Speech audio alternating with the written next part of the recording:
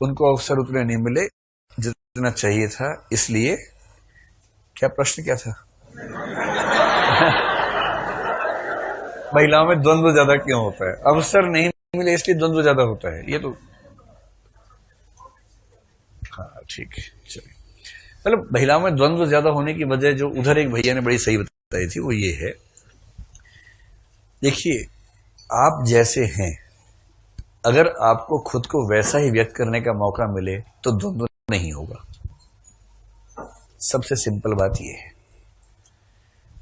इसे छोटे बच्चों में द्वंद्व कम रहता है, वो जैसे हैं खुद को व्यक्त कर सकते हैं।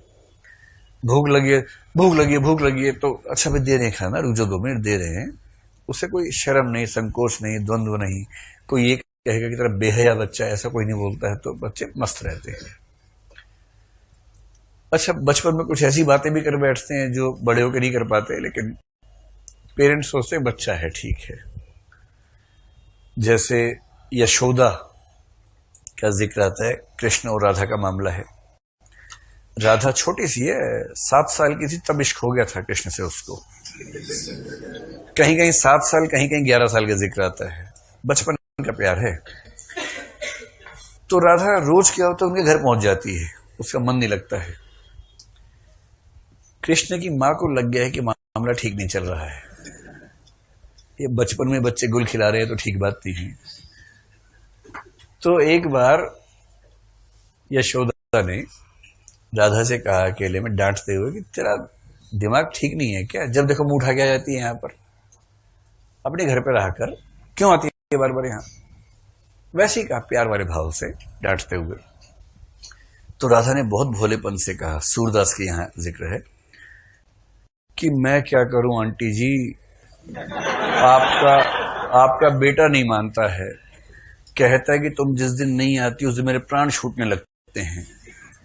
छोटी सी बच्ची है, तो तुतला के बोल रही है, आपका बेटा कहता है कि उसे प्राण छूटने लगते हैं, तो मैं क्या करूं? अब छोटा बच्चा कुछ भी बोल दे, लोग सोचते हैं बच्चे हैं, चलो कोई बात नहीं, बचपन की बातें हैं। धीरे धीरे उनके ऊपर समाज के दबाव बनते हैं। फिर ये होता है भाई छवि ठीक रहनी चाहिए, इमेज, सामाजिक स्थिति।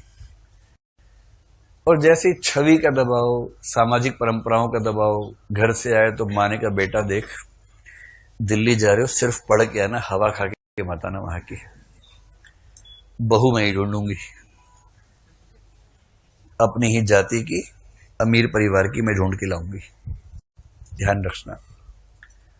अब बच्चा दिल्ली आया है, किताबों के साथ कहीं और भी मन लग रहा है उसका, लेकिन माँ का बार बार उपदेश याद आ रहा है, बाप की धमकी याद आ रही है कि बेटा बहुत निवेश किया है, ब्याज सहित चाहिए।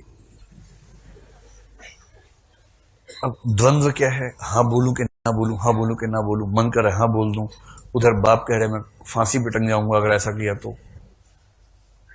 इससे जीवन जटिल होने लगता है, और जिसका जीवन जितना जटिल, उसके अंदर विचलन और द्वंद्व उतना ही ज्यादा।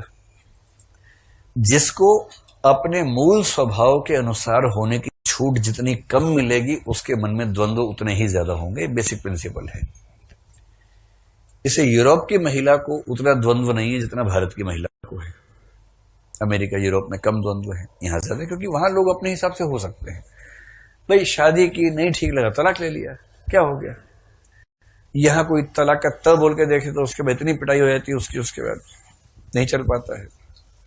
अब द्वंद्व है, पटरी बैठ नहीं रही है, पर समाज को हर क्षण दिखाने की बहुत ठीक चल रहा है सब कुछ। जब कोई यार दोनों मुस्कुरा रहे हैं, अच्छा अच्छा, अरे बहुत सही चल रहा है, आप ठीक, सब बढ़िया, बहुत सही चल रहा है। और वो लोग अपने घर में बात करें कि यार उनकी जैसी चलती है ना वैसी हमारी क्यों नहीं चल रही, और इधर वाले बात करें कि उनकी जैसी चल रही है हमारी नहीं चल रही, चल किसी की नहीं रही ठीक से, सब दबाव में चल रहे हैं। और ये दबाव पुरुष पे ज्यादा है, महिला पे ज्यादा है?